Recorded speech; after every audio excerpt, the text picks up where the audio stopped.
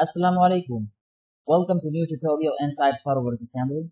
In this tutorial, I'm going to show you how can you use the path made inside SolidWorks Advanced Mate. Now to use it, let me break some components.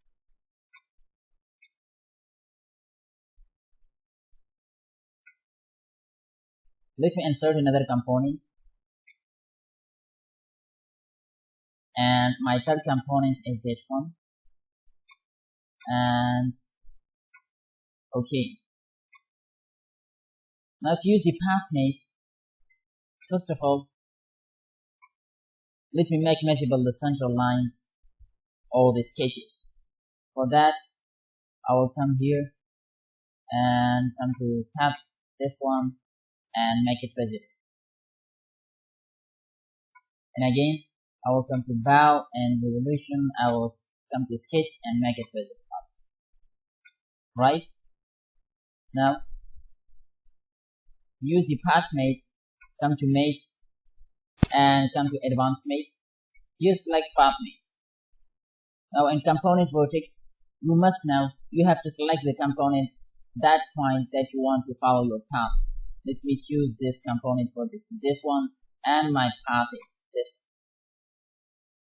one. When you scroll down, make sure you have to keep for a circular object free and free. Okay.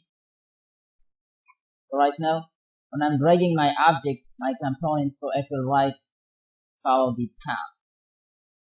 Okay. See.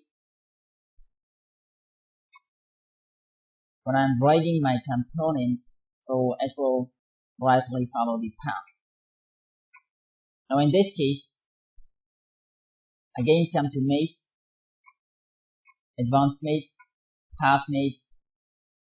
I'll choose this component and this path for now, and I will come downward, and here I select up vector, and let me choose this for now, and Z direction, and say OK.